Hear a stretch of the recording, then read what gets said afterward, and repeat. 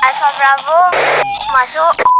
Bila ada gosip masuk, sepantas kilat Cik Koci masuk kereta. Gosip dalam kereta.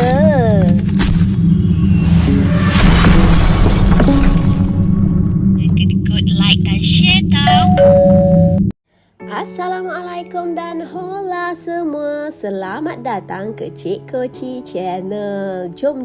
Hari ni kita nak cerita mengenai Sisi Iman sembang kompang. Cakap tak serupa bikin. Korang nilailah sendiri ya.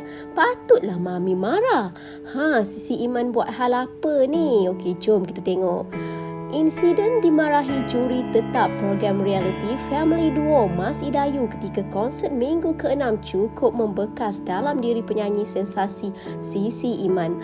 Larut dalam kekecewaan, Sisi atau nama sebenarnya Sisi Iman Muhammad Kamil 28 membuat keputusan drastik membatalkan majlis pelancaran album solo yang sudah dirancang selain menjual album berkenaan dengan harga RM20. Bagaimanapun, tindakan penyanyi itu mengadakan majlis pelancaran album yang dirakamkan di The Abbey Road Studios, London, United Kingdom umpama cakap tak serupa bikin dan gimmick murahan semata-mata baru-baru ini. Ada yang mempersoalkan keputusan mengadakan majlis pelancaran album seperti menjilat ludah sendiri, dan Sisi menjelaskan keputusan melancarkan album dibuat atas kehendak keluarga. Dan mengulas kontroversi yang tercetus membabitkannya dan Mas Idayu sebagai gimmick untuk melariskan album, Sisi berkata apa yang berlaku bukanlah kali pertama dilaluinya. Kata Sisi, saya ada pengalaman sama sebelum ini, jadi saya sukar mengawal perasaan. Secara kebetulan banyak tekanan yang terpaksa dihadapi minggu berkenaan.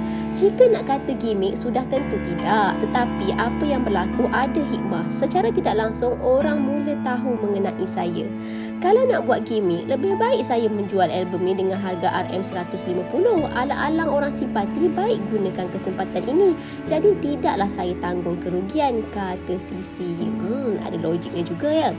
Dan Sisi berkata dia bersyukur cetakan pertama album sebanyak 1,000 unit licin dijual dalam tempoh yang singkat. Mungkin sebab murah kot Sisi.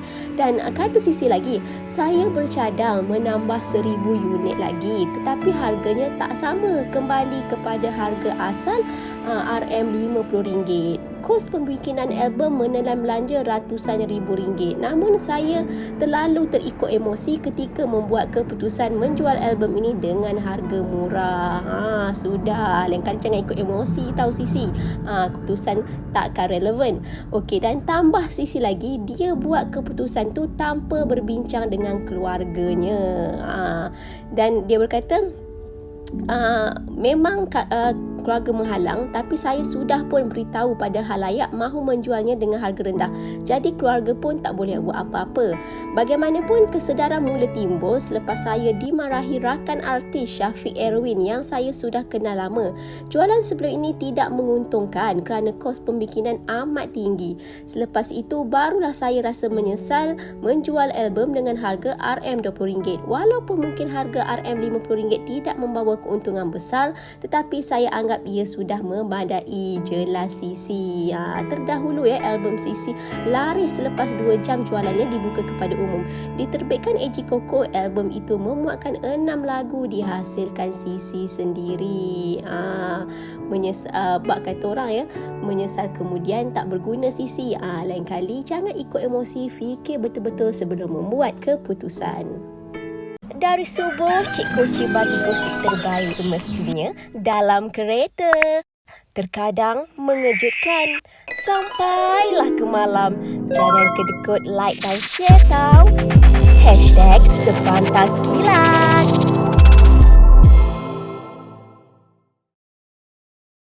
Diulangi, artikel ini diambil dari artikel berkenaan. Sebagai penggemar media hiburan, harus berhati-hati dalam memilih sesuatu isu. Kami tidak bertanggungjawab kerana pihak kami tidak tahu kesahihan berita yang dikeluarkan.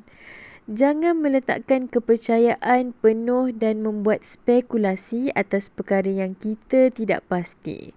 Menghayati hiburan boleh, jangan sampai kita melibatkan diri dengan fitnah dan buka aib mereka.